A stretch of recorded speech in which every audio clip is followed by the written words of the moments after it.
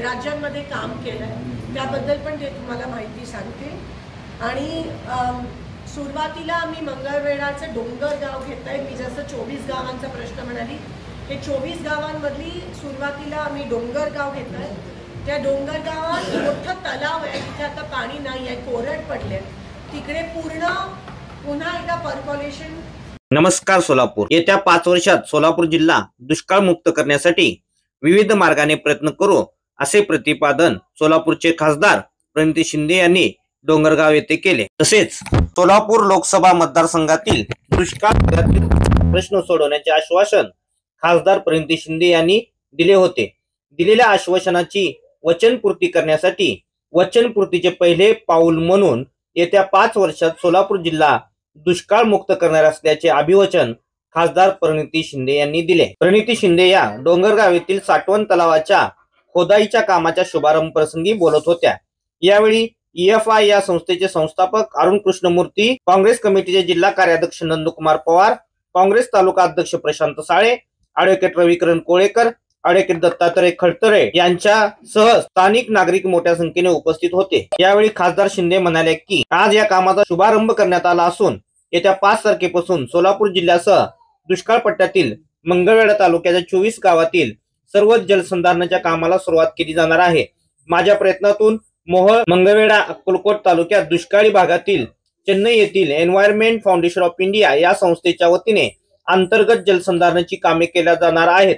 पर्यावरण प्रेमी of India संवर्धन आणि आदिवासी पुनर्संचयन संस्था आहे, जी देशातील 18 राज्यांमध्ये कार्यरत आहे। दरम्यान खासदार प्रणिती शिंदे यांनी मतदारसंघातील दुष्काळ मात करण्यासाठी या संस्थेचे प्रमुख अरुण कृष्णमूर्ती सी यांच्याशी चर्चा करून जलसंधारणाच्या कामाला गती देण्यासाठी पुढाकार घेतला आहे। यानंतर या संस्थेच्या वतीने सर्वेक्षण करून वापळे, लक्ष्मी, दैवाडी आणि डोंगरगाव या गावातील जलसाठे दत्तक घेऊन त्याचे पुनर्संचय करण्यात येणार आहे। यावेळी जिल्हा काँग्रेसचे कार्याध्यक्ष नंदकुमार पवार, ॲडव्होकेट रविकिरण कोळेकर, शहाजन पटेल, अमोल ममाने, दिनकर खांडेकर, शशिकांत सावंत, संदीप पवार, यशवंत आकळे, दत्तात्रय खडतरे, समाधान हेंबाडे, तानाजी मोरे, अनिल मोरे, पांडुरंग चौगले, सुरेश भुसे, भारत हेंबाडे, मधुकर मोरे, गनीम पठाण, लक्ष्मण हेंबाडे, अशोक लटके, विरोबा चौगले, संजय मस्के, विकास मेटकरी, ईश्वर बाबर, नागेश आकळे, किसान हेंबाडे, नंदकिशोर शिंदे, पांडुरंग हेंबाडे, सुखदेव मोरे, आबा हेंबाडे, गणपत आकळे, पिंटू भुसे, तुकाराम खांडेकर, नामदाव डगे, बिरू घोगरे, सरपंच नवनाथ डगे, विनायक माळी, प्रमोद माळी, धनाजी सलगर, दत्ता मुठेकर, बिटू खांडेकर, सरजाप्पा डगे, आनंद डगे, अंबादास येडवे, चंद्रकांत डगे, पंडित कांबळे, भारत डगे, हिरालाल शेख, पात्रे महाराज, मारुती पाटील, राजाराम देवकते, सुनील मदने, यशवंत डगे, सुरेश कोळेकर, प्रशांत साळे, राहुल घुले, सरपंच सरस्वती थोरबोले, उपसरपंच सारिका खांडेकर,